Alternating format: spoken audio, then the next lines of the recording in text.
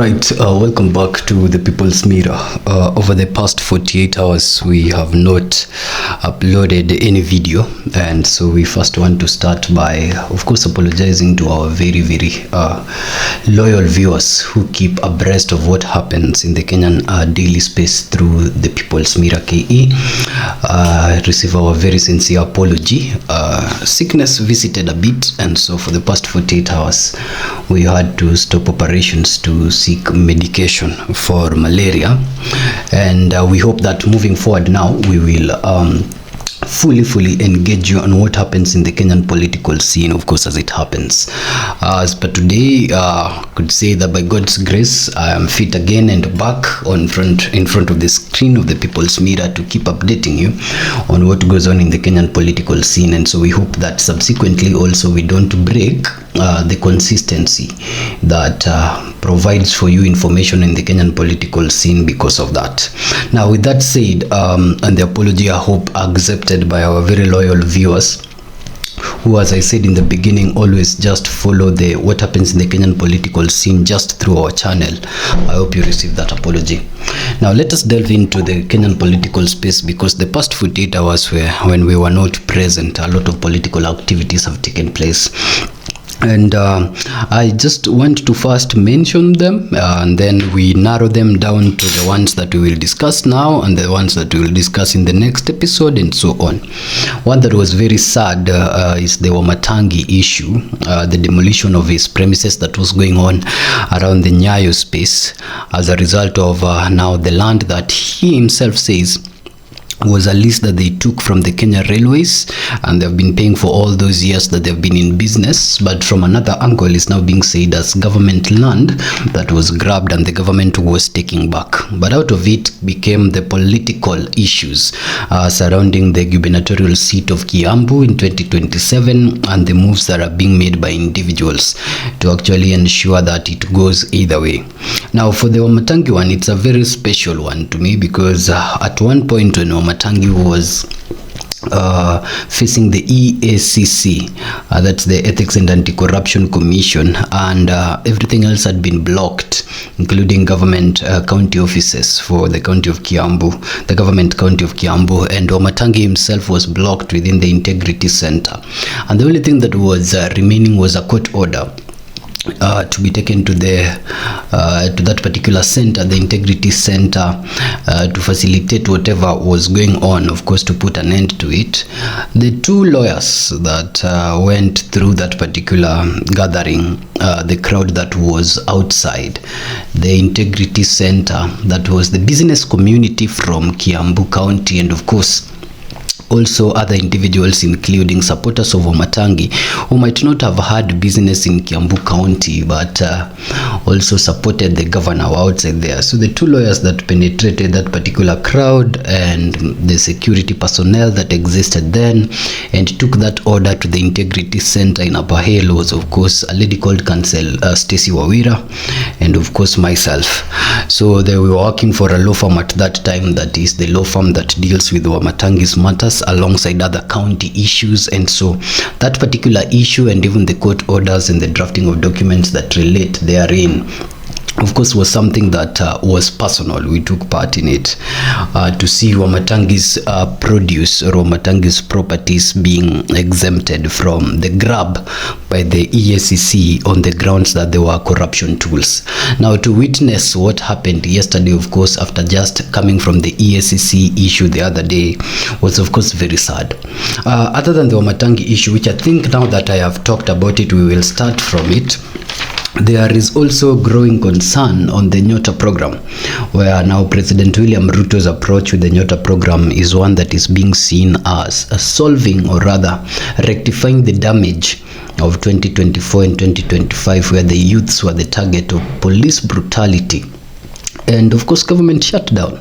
Now, right now that President William Ruto is aware that his 2027 presidential bid is actually hugely premised on the votes of the youths coming on board, he has now moved into this particular Nyota thing, where youths are being paid instantly 22,000 to 50,000. Now, the voice of the youths that are coming out of it include other voices that we will detail later on in the People's Mirror, that now says that when they receive that particular money within their phones, the only thing that they can remember is, of course, how the police was brutal on the 25th June of those 2 years, 2024 and 2025, and now they are committing that no amount of this money can actually change how they are going to vote in 2027, because they can see beyond the intention of the givers of this money. So later on, we'll put the Nyota program before the mirror on whether it is budgeted for, whether it's provided for within policy documents, on whether it's legal or illegal, but majorly on whether it's having its purpose now that the youth seem to be reading beyond it.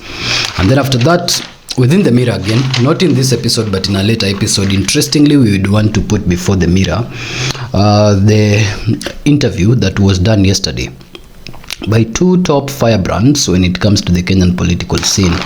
That is, of course, Honorable Babu Owino, the Member of Parliament for Embakasi East constituency, and Honorable Ndindi Nyoro, the Member of Parliament for Kiharu constituency, who were both in the national limelight yesterday through a national interview with a renowned journalist, a respected fellow in this particular game, Honorable. Let me just give him the name Honorable, though he's not a member of parliament, and actually who said that Honorable actually is only a reserve of members of parliament. So Honorable Jeff Koinange, who is actually a renowned person in this game, had an interview yesterday with the two members of parliament, Mr. Babu Owino and Mr. Ndindi Nyoro, and we'll put before the mirror statements that came out of that are worthy for your consumption. So thank you so much once again. Let's delve into the People's Mirror episode of the day. If this is your first time interacting with our channel, please hit the subscribe button so that we keep updating you, but also you help us attain our growth. We have a target of hitting 5,000 subscribers by the time the year comes to an end, by the time the month comes to an end. Now it's a long shot, but we believe it can be done. So with your help, if you press that particular subscribe button, then we will get there shortly. We have spent so much time in the introduction, so let's get into the Wamatangi issue. So let's take it back. When did Wamatangi start facing problems publicly, or when did Wamatangi instantly start facing problems? Wamatangi's problems now can be tamed back to when he made a particular statement in Thika, or about Thika. He was talking about constituencies or member of parliaments who are now getting into gubernatorial functions, including the building of markets, which is a reserve of the governor and not a reserve of the member of parliament. And the reason why they are doing this, including the fact that they are now building markets, is because they want to grab land. So when they come to sell an idea of building a, let's say for example, a market, then what they do out of that building the market is that they divide the land for the one they build a market with and the land that they take to their own personal gains. And once they do this, the electorate only comes to realize after 10 or 15 years, after those individuals that actually grabbed the land have actually now gone away from the face of leadership, and the land is already theirs, and they have done whatever they want to do with the land in a period of over 15 years. So if you're talking in terms of adverse possession, then by that time they have adversely possessed the land, even if they have not gone through the legal process of confirming their adverse possessions. So this was a very interesting conversation, but most people now term it as the root of Wamatangi'S problems. Why are we saying that this could have been the root of Wamatangi'S problems? Alice Ng'ang'a, who is currently the member of parliament for Thika Township, is eyeing the Kiambu gubernatorial seat in 2027. And later on within this episode, we will put for you statements that she said now when Wamatangi was facing the first physical hitchback in the church space in front of President William Ruto. But first, before we jump the gun, let us just go back to this particular news bite on when Wamatangi was talking about 6 acres of land that was stolen in Thika before we make further commentary. 100 kupeleka pesa. Mjumbe anaweza kwenda ajenge shule mpya, anaweza kujenga police station mpya, ajenge social hall mpya, mambo mengi. Anaweza enda kujenga barabara 10 zipo. Sasa hii mambo ya kuja kushinda tinivita ya kazi ya county, soko ile mahali governor alitafutia pesa, ndio mtu analeta vita. Ati ndio ionekane kama ati anafanya kazi na governor hafanyi. Mimi sina wasiwasi, hiyo mambo inaendelea huko nje, haiwezi kufanya mimi nikose kufanya kazi yangu. Wache wenye wanapanga huko na hata kwenda kujaribu kuharibu jina yangu huko juu, ate huyo jamaa ndiye anaharibingi kazi Kiambu. Right. Now, remember, these statements were made prior to April 2025, and Wamatangi was talking about MPs who are not doing their roles because there are things that they can do within the mandate that they're given as member of parliament for their respective constituencies, and going overboard to actually now take a look, or rather impose themselves in functions of the governor, while their main primary dream is to take these particular resources away from the people. Now, that was the beginning of Wamatangi's problems, and why we are confident it was the beginning of Wamatangi's problems is because that was the first direct attack that he made concerning Honorable Alice Ng'ang'a, who is actually the member of parliament he is talking about, who is the member of parliament for Thika Township currently. And you remember, towards the end of 2024, there were a lot of videos that were circulating in the online space of Honorable Alice Ng'ang'a, flaunting money of whatever amount, being shown dancing with cars and a lot of cash being flaunted around her social media space. And Kenyans were asking, alongside other individuals, including Honorable Sudi and other individuals who were attending this particular rambaze in cash in 2025. You remember, in 2024, it was a rambaze with cash. In 2025, it was women empowerment with cash and empowerment across board with cash. In 2026, now we are witnessing Nyota program again in cash, but this time being sent to M-Pesa of the youth. But this trail of the government using excessive resources began in 2024, and the first people who were beneficiary of it, of course, were not the empowerment individuals who are being empowered or the youth, but it was directly the member of parliaments who are working with these loads of money to Harambes. And we even did episodes at our other channel, the Civic Lens, showing how these particular resources were only being used to be displayed in the public spaces and were not getting to the people's pockets. But that story aside, because it's a story of its own, Alice Ng'ang'a was one of the member of parliaments that were flaunting these particular resources in the public space. Now, Honorable Wamatangi stepped, you'd say, on the snake's head when he talked about this particular member of parliaments who are now walking into spaces that are not their own, doing gubernatorial functions, while they have a whole load of member of parliament functions that they can do with their time, and also using their connection with the top hierarchy to show that Wamatangi is not fit to handle the businesses of the Kiambu County. And of course, after stepping on the necks of the snake's head, and pardon me for using that particular metaphor in this sense, that is when now we got ourselves in this particular mix in April of 2025, when now the EACC was coming for Wamatangi, was blocked inside the Integrity Center. They were just waiting for a particular court order that we were processing at the farm, and they wanted us to deliver that particular court order because some of the lawyers that was working with them represent Honorable Governor Wamatangi. So the second problem became now EACC tracing the proceeds of Wamatangi, and not EACC actually tracing the proceeds of this particular members of parliament who had flaunted their resources publicly, and of course were using that particular opportunity to hurt Governor Wamatangi.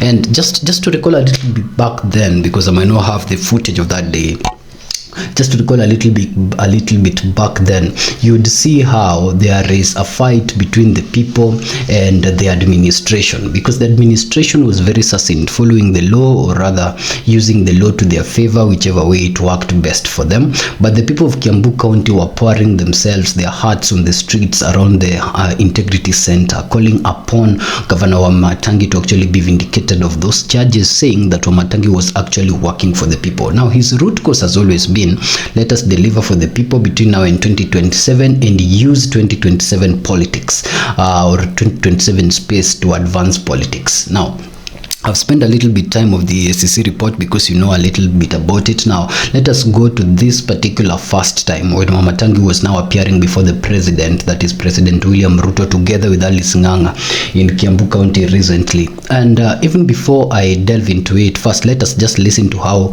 Wamatangi started his speech, and then I will make a few comments on it shortly.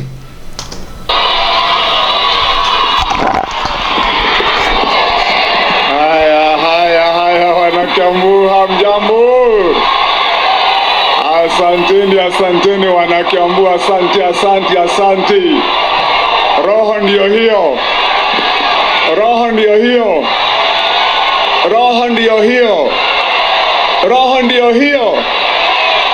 Kazi ndio hiyo. Asante sana. Asanteni, tutulie kidogo basi. Haya. Your Eminence Archbishop wetu, wachungaji wote ambao tuko nao hapa siku ya leo, Rais wetu wa Jamhuri ya Kenya, Daktari William Samoei Ruto, viongozi. You can hear that the governor has not even made his speech, and there is a lot of noise, of course, background in there, a lot of background noise going on. So you might think that that background noise was a cheer for Honorable Wamatangi, that the people were celebrating him. But if you take a look at the video, and for purposes of YouTube, sometimes we don't display these particular videos here because of the effect that it might has, mostly if it has been covered by another YouTube channel, and you understand that. So we always play them in audio. But you take a look at that particular audio, that particular video, because you can find it in another YouTube channel, of course, here. And you will see that the reaction was not of a cheering leader, but of refusing a leader. And the reaction was divided. There's one camp that is cheering Honorable Wamatangi. They're doing the Igwe stuff. They're even doing the two-term indication using their particular codes to show that Wamatangi is going for a two-term. Then there is a whole other cohort who are doing their hands like this, as if they are refusing Honorable Wamatangi to actually rise to speech. And this is the cohort that you remember sometimes back was circulating in the social media with pictures being shown of ladies who are not fit to actually wear that women guild covering in their head, the head wrap of the women guild, wearing that in tights, of course, as a result of the fact that they were paid to actually go and attend this particular gathering. And Honorable Rigathi Gachagua has even made a statement concerning wearing that thing. Of course, no one, you cannot say that one person is conclusively deterred from wearing the women guild thing, but it requires a process of, it's a religious process, of course, of training, of dedication, of prayer, and of all that stuff for your church to actually accord you as a lady to wear that particular head wrap. So we witnessed this particular rally in Kiambu County where that head wrap was being used for political gains, and later on there were even social media videos of ladies coming out to actually confess that they were used, of course, by certain individuals and they were paid. The lady that confessed directly said that they were paid by Team Alice Nganga from Thika, and they were moved from Thika all the way to Kiambu where this gathering was taking place, so that they could cheer down or put down, of course, Honorable Wamatangi in front of President William Ruto. Other videos emerged from this particular gathering where Honorable Alice Nganga herself was actually doing her hands like this, asking the people to boo down Honorable Wamatangi, but others still believed that Wamatangi deserved a twosome. So that's a political space, but the religious aspect of it is that that particular hiring people to wear those particular covering for women that is left for holy religious steps was wrong. And of course it's wrong. It's even wrong for politicians right now moving forward to actually tap into the religious space. Of course, to tap into the religious space with pretense. Now, if you take a look at the approach that is being given by politicians right now, almost everyone wants to quote a Bible or run back to church or use the church space, because from the experience they have seen from President William Ruto's previous election, the church space is one very key entry when it comes to politics. Now, the approach that they're giving it towards 2027 has to be called out. It is not one that is aimed at promoting the religious beliefs of that particular church or even bringing people closer to God as the churches are supposed to do, but one that is now being connivingly managed to actually render votes to a particular political camp. Now, this occurrence happened in presence of President William Ruto after a certain member of parliament had called Wamatangi as the outgoing governor and of course called Honorable Nganga as the incoming governor. We later on play for you the clip where Nganga was saying that she will soon be the county boss of Kiambu County. So that was right in front of President William Ruto. And Wamatangi, while making his speech, let us just listen a little bit into his speech in a few, insisted on the fact that between now and 2027 he is the Kiambu governor, and even beyond it will still be the Kiambu governor, God willing. But now he dedicates his time to, of course, work. A little into his speech, then into Nganga's speech, as we conclude what we now think is a political witch hunt, that is dirty politics aimed at businesses at the expense of the individual growth for the 2027 seat.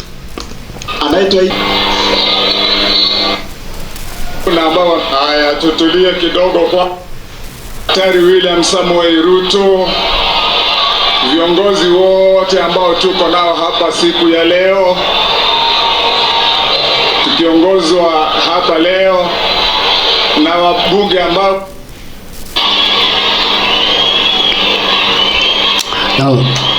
Now that's it. So the governor of Kiambu County was operating under pressure this whole time, operating under internal pressure, where members of parliament now, including the Thika Township member of parliament, now wants to ascend to the position of governor, yet the governor also still feels like he wants to serve a second term. And if you look at the history of Kiambu County, none of the governors since devolution has ever gone for a second term. All the Kiambu County's governors go for one term. Waititu, of course, almost didn't finish his term because of corruption allegations. So Alice Ng'ang'a is looking at this as a political space that she can actually choreograph moving into the 2027 election and make sure that Wamatangi'S also just follows the cohort that has existed before him and becomes a one-term governor, leaving space for her, who now she feels is fit to become the governor of this Kiambu County in 2027. Mostly we always just see a fight between senators and governors when it comes to the gubernatorial seat, but Kiambu County, which now has also had allegations of, distancing themselves from the Mount Kenya region and identifying with the Nairobi region, is portraying us with a scenario where a governor is having to bow down to a member of parliament in one of his constituencies in the 2027 race. We don't know how that will happen in 2027, with the mobilization of Alice Ng'ang'a going high, and of course the involvement of state operatives, including the demolition that we just witnessed of Honorable Wamatangi'S premises, including the vehicle of his wife being destroyed in that particular premises, and other businesses that were providing a lot of opportunity to work for the young Kenyan people, and of course even older Kenyan people who are getting their source of livelihood from that particular place, have now come to an end because of political arrangements of 2027. Now, politics is a dirty scene, and President Moi used to say siasa mbaya, maisha mbaya, and he used to advocate for good politics, but we are witnessing a political space that is growing very conniving, very scary, and very fiery ahead of 2027. Now, let us listen to the statements of Alice Ng'ang'a, the governor to be, or the governor that might not be. We don't know how 2027 will play, but let's listen to the statements of Alice Ng'ang'a, who now is being accused to be the individual that is mobilizing the downplay of Honorable Wamatangi in the Kiambu area. We are listening to the speeches, not reason, but the speeches that were made in the course of that particular gathering that had all of them, including President William Ruto, and that had that particular clash that we have just played. Tondo North, oi!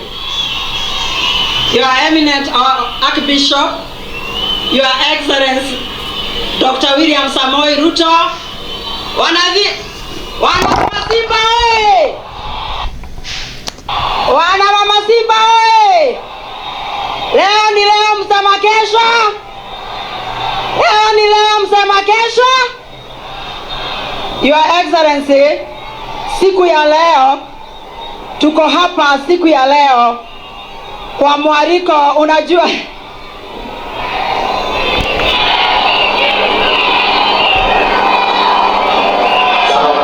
asanteni sana.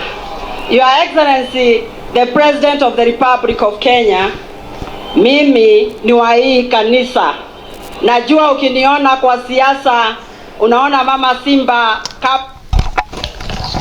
So yes, back to the religious rhetorics. I identify with this church. This is my church. Of course, she brought even the head coverings for people who are not fit to wear the Women's Guild head covering.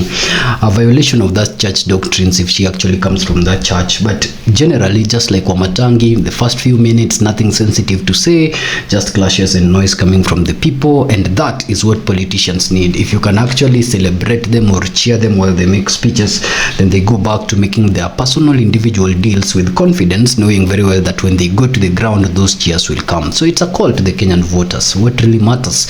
Is it the ballot that you're going to cast in 2027, or is it the noise that you're going to make for some few money that will be given to you out of politicians? Now back to this Wamatangi story, the demolition of his premises. there are two angles to it. One angle looks at this particular demolition as something that is very right. I've taken some look at what is going on in the X space, where certain individuals feel like for quite some time, including as way back as 2023, they had actually hinted to the family of Wamatangi that that was a state land that needs to have been returned to the state because they felt it was grabbed from the state. Now, for these sections of Kenyans, they're feeling this is justified move, very, very justified move, because if it was state land, then there is no politician, whether Wamatangi is vindicated or not, but there was no politician who ought to have turned it from a state property to, of course, a personal property. Yet this might not be the general opinion of everyone. A section of Kenyans believe that if Wamatangi has proven that he had court orders to halt this particular demolition, and Wamatangi has proven that he has been doing this, he has been in business in this particular area as way back as 1980s, and he has even proven through payments, of course, of that particular lease agreement that he makes his payments as required, and he has called upon anyone with a court order that shows contrary to the fact that this was a leased property and contrary to the fact that he has been making payments to come and make those particular documents public, and none has done that. Yet the government has gone ahead to demolish the place in a manner that showed a lot of heat and, of course, targeting from the way that particular operation was done. Then it is fit to say that this is a political witch hunt. So as this comes to an end, this might just be a mirror or some of the dirty politics that we are going to witness in this particular country now that 2026 has begun, between 2026 and 2027. And when talking about dirty politics, the expectation should not only come from the national seat, which is also heavily contested. These young people are also looking, or not so young people, but young in the hierarchy of power, are also looking for power within the county levels, the member of parliament levels, and of course the lower levels to that are also using very, very dubious means to outplay or outsmart one another. So the call remains with you and me as a Kenyan voter to make a decision in 2027 based on a leader that delivers to you and a leader that you trust, of course, their credentials and values, and not a popular leader that pays you or controls you to do something in a particular way that you don't want to do just because money is involved. It's been a pleasure recapping what happened to Wamatangi that is now dying down over the past few hours. In the next episode, we want to focus a little bit on the ODM fight. What is going on? Is ODM dead? Is ODM dead? What happened in Kibera yesterday, including Oburu Odinga and the leaders of the ODM party that went there around? We will tie that story with the Nyota program, and then after that we will recap for you the political statements that are coming out of the, is it Singapore or is it Canaan, and why did we stop Canaan for Singapore? It's been a pleasure doing that here at the People's Mirror. Until our next episode.